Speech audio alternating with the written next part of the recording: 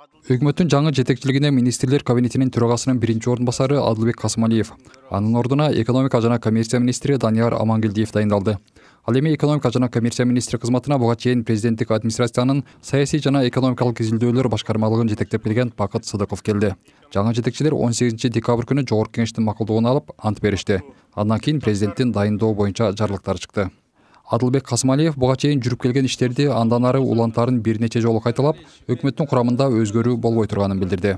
Абдан жоопкерчиликтүү ишке келип атам.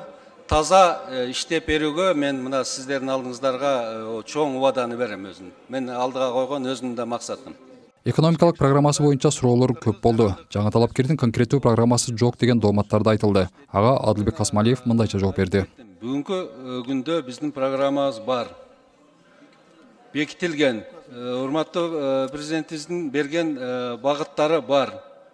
Азыр мурдагы конституцияда эмес, ар бир премьер келип, бир жылда келсе, бир жылда жаңы программасы менен келип, мурдагы программалар унутулуп, жаңы программа кабыл алынчу да. Азыр бизде бир багытта, сиздер менен чогуу бир багытта кетишибиз керек да, программа бар. Өндүрүштү өнүктүрүү багытында жүрө турган иштердин өзөгүндө темир чыгарууну өнүктүрүү программасы бар экени айтылды. Данияр Амангелдиев өндүрүштүк долбоорлор Кытай, Кыргызстан, Өзбекстан темир жолунун курулушуна тыгыз байланыштуу экенин белгиледи.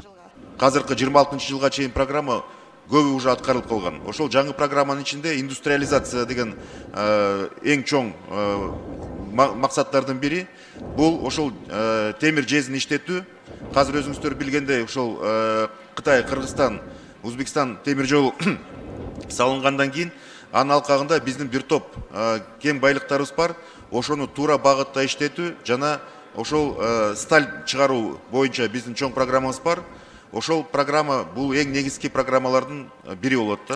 Мындан 2 жумадай мурда Акылбек Жапаров парламентте бюджет мыйзамын коргоого келгенде саналуу гана депутаттар сын пикир айтып аткан болсо, бул жолу өкмөттүн буга чейинки иштерине тиш салгандар бир топ эле көбөйгөндөй көрүндү.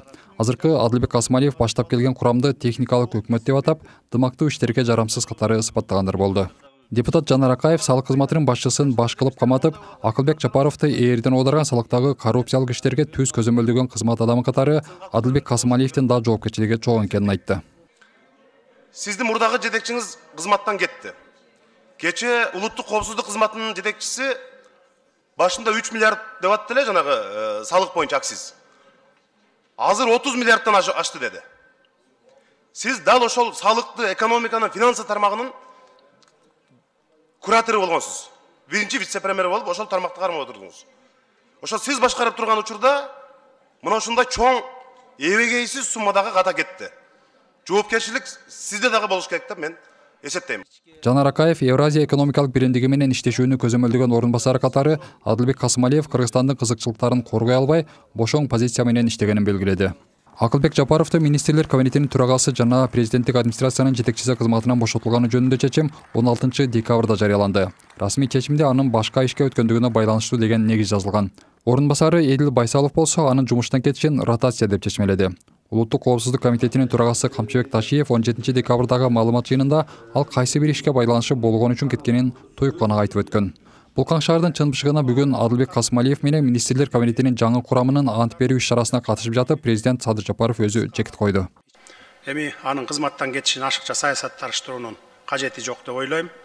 Бирок өлкө бюджетин түзүүчү салык системасындагы ор койгон терс көрүнүштөр баарыбызды кейишке салды. Маселен, акциз маркаларына байланышкан махинациялар ашкереленип жатат. Өзүңүздөргө белгилүү болгондой, бул тармак Акылбек Үсөнбековичтин түздөн-түз көзөмөлүндө болчу. Демек, салык системасындагы мыйзамсыз аракеттерди мурдатан эле токтотуп калуу мүмкүн эле.